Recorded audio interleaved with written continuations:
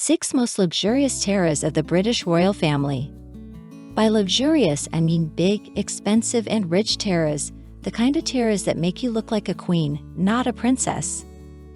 There are not so many such tiaras in the British royal collection because, as a rule, tiaras are more compact and elegant jewelry.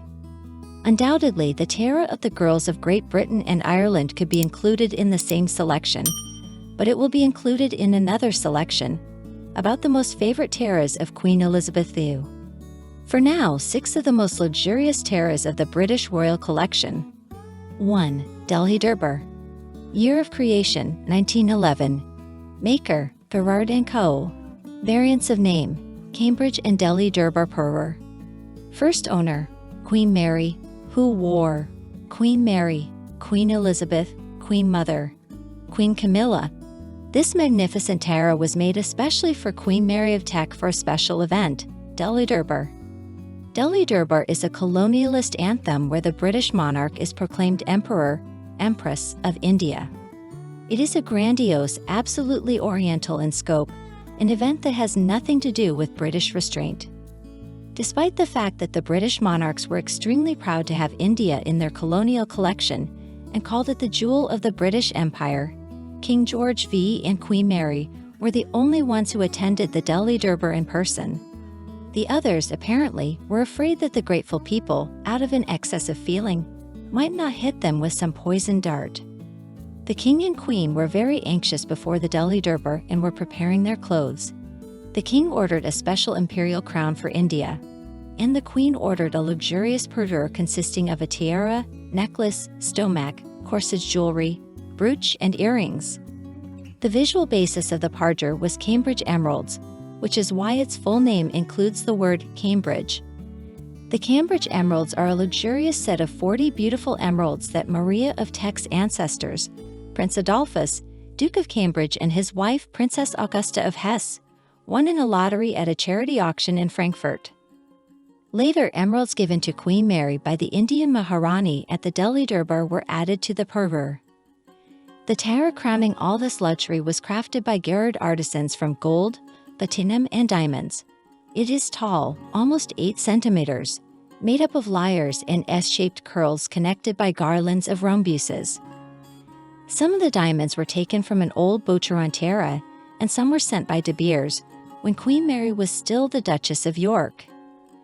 The tiara was originally decorated with 10 Cambridge emeralds. It was in this form that she appeared at the Delhi Durbar in 1911. Later, Queen Mary wanted a change. They removed the emeralds from the tiara and modified the front of it to insert Cullinan EI and IV diamonds there. Later, the diamonds were removed to make a brooch, and the Delhi Durbar tiara remained simply open work without any huge stones. In 1947, Queen Mary lent the tiara to her daughter-in-law Queen Elizabeth for a tour of South Africa. Queen Elizabeth II never wore the Delhi Durbar tiara, and in 2005 gave it to her sister-in-law Camilla, Duchess of Cornwall. 2. Oriental Tiara. Year of creation, 1853. Maker, Gerard & Co. Variants, Oriental Crown, Indian Tiara. First owner, Queen Victoria, who wore Queen Victoria, Queen Elizabeth, Queen Mother, Queen Elizabeth II. Prince Albert, Queen Victoria's husband, was a jack of all trades. To build a castle for his beloved, pleased to design a tartan, no question, to make a tiara, with great pleasure. The history of the Oriental tiara began in 1851, when the World's Fair was held in London. At the end of the exhibition, the East India Company presented Queen Victoria with Indian jewelry. Prince Albert was so impressed by the motifs of Mughal arches and lotus flowers that he couldn't eat. The prince did not calm down until he sketched on a piece of paper a tiara with the same arches and flowers for his beloved wife. Gerard's craftsmen got involved, and in 1853 the magnificent Oriental tiara was born. It was originally set with diamonds and opals, the prince's favorite gemstones. But problems soon began to arise with the stones. The diamonds used to make the tiara were taken from the family collection. In 1857, the Hanoverian branch of the family received the legal right to the late Queen Charlotte's jewelry. Every piece of jewelry in the collection had to be carefully examined, and numerous jewels, including individual stones taken from Charlotte's jewelry and inserted into other jewelry, had to be removed and shipped to Germany. In that, a considerable number of diamonds were removed from the Oriental crown and given to Victoria's cousins in Hanover. The tiara was remodeled, leaving a small open space at the back, and it was no longer completely enclosed. In 1861, Prince Albert died at the age of 42. After his death, Queen Victoria abandoned her jewelry and wore mostly her favorite tiny crown, which became firmly associated with her. In her will, Victoria designated the Oriental tiara as a family heirloom and wished it to be worn by future queens. The next queen, the wife of Victoria's eldest son Edward VI, was Queen Alexandra of Denmark. But she and the Oriental tiara did not work out. Alexandra did not share Albert's love of opals and replaced the center stones with rubies. But judging by the missing images of Alexandra wearing the Oriental tiara, she never loved it. The same can be said of her successor, Queen Mary of Teck, who was also never photographed wearing the Oriental tiara. The golden age of the Oriental tiara came when it passed into the hands of Queen Elizabeth, Queen Mother. She simply adored the tiara and wore it often. It was in it that Elizabeth posed for her most beautiful photographs by Cecil Beaton. In 1952, King George VI died and Queen Elizabeth II took the throne. At this point, all the jewels classified as family heirlooms of the crown were to pass to the new monarch. But Elizabeth did not take all the jewels for herself. Many were left to her mother, including the Oriental tiara and its accompanying ruby and diamond jewelry. The Queen Mother continued to wear this set throughout her long widowhood, which lasted another 50 years. After the Queen Mother's death in 2002, the tiara finally passed to Elizabeth II. She wore the Oriental tiara to a banquet in Malta in November 2005, combined with Queen Mary's ruby earrings and ruby necklace. Now it is Queen Camilla's turn to wear the Oriental tiara, according to Queen Victoria's will. Perhaps she will take advantage of this opportunity soon. 3. Burmese Ruby Tiara. Year of creation, 1973. Manufacturer, Gerard & Co. Name variations, none. First owner, Queen Elizabeth I. Who wore Queen Elizabeth I? This is one of the youngest tiaras in the royal collection. It was commissioned in 1973 by Queen Elizabeth II, who wanted something luxurious and ruby to replace the Oriental tiara she had left to her mother. The sacrificial lamb for the new tiara was the Nizam tiara from Hyderabad, which Elizabeth had received as a wedding gift from the ruler of the Principality of Hyderabad in India. More specifically, he instructed Cartier to let the princess choose whatever she wanted from their collection. Elizabeth chose a tiara and a floral necklace made in the 1930s. The jewelry was all diamond, and individual pieces could be taken out of the tiara to wear as brooches. And since every tiara needs a name, it was given the name of the giver. Nizam of Hyderabad. Nizam is the title of the ruler. For a while, Elizabeth had the pleasure of wearing this tiara. But by the early 1970s, Elizabeth had apparently grown cold to the Nizam of Hyderabad tiara and decided to donate it for a new ruby tiara. The rubies used in the tiara were also a wedding gift. Elizabeth received them from the people of Burma. The gift included exactly 96 rubies, all of which are now incorporated into the tiara. The Burmese believe that rubies help protect their owner from the 96 diseases that can affect the human body. With their gift, they wished Elizabeth good health and long life, and judging by the fact that she has lived to the age of 96 without any major health problems, the rubies are working. The Burmese ruby tiara is in the form of a wreath of heraldic Tudor roses, with rubies forming the red petals and diamonds forming the white petals. The rubies are set in gold and the diamonds in silver. Elizabeth loved her ruby tiara and wore it often, especially between 1973 and 2000. Apart from Elizabeth II, no one has yet worn the Burmese ruby tiara. 4. Brazilian aquamarine tiara. Year of creation, 1957.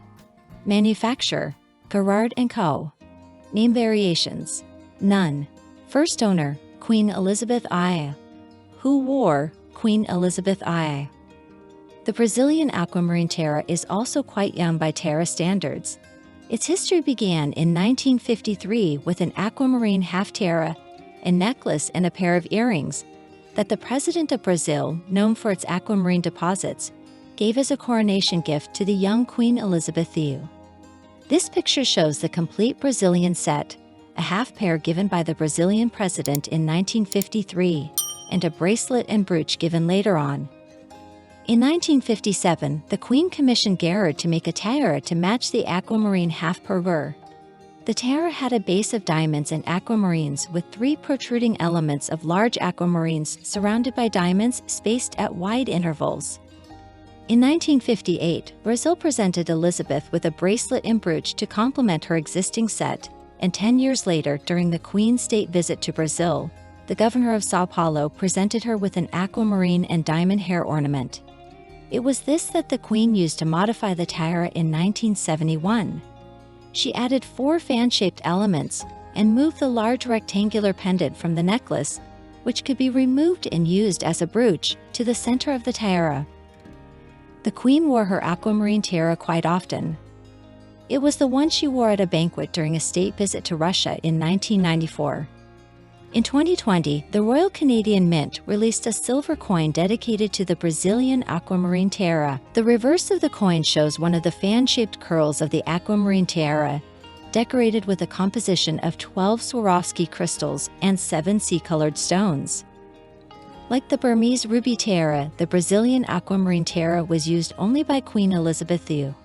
5. Greville tiara. Year of creation, 1921. Manufacturer, Boucheron, Cartier.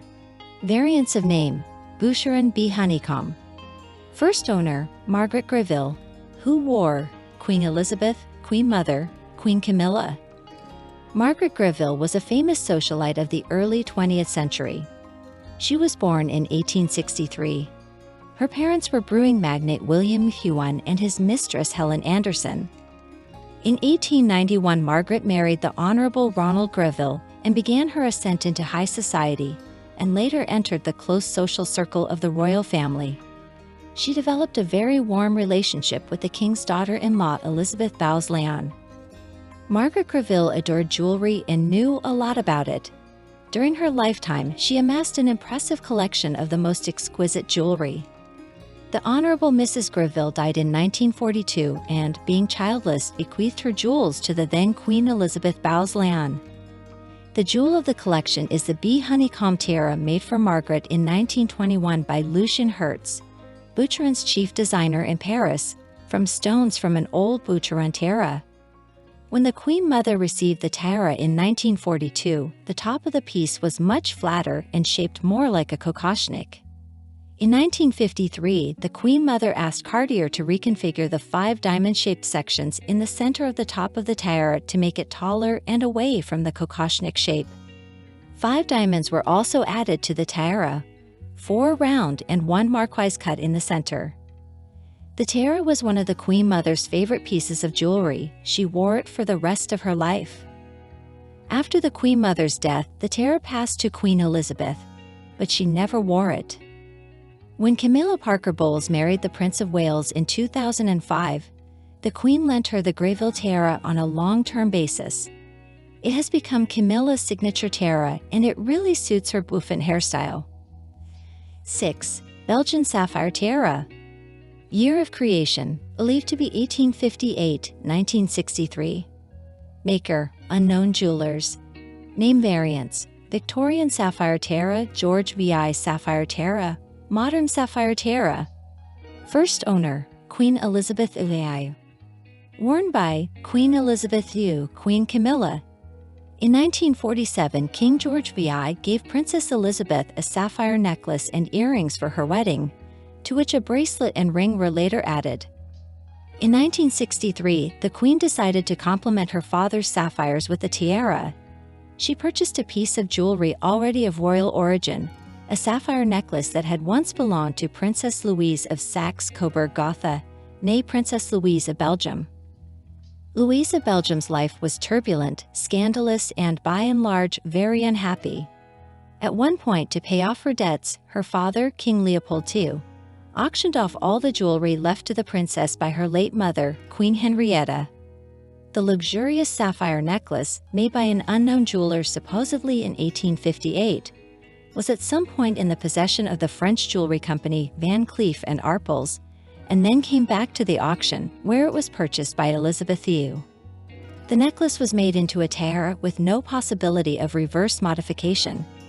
I have not found information about which of Elizabeth's court jewelers did the work. The Queen wore the Belgian tiara quite often from the 60s to the early 90s, then cooled to it for 10 years, but returned to it again in early 2000. A triumphant year for the Belgian tiara was 2019, when the Queen posed in it for a new official portrait. The Belgian tiara is one of the few that Queen Camilla has already worn. Dear friend, if you like everything new about the royal family and don't want to miss all the novelties, subscribe to our channel and like it. By doing so, you take part in our development. We work for you.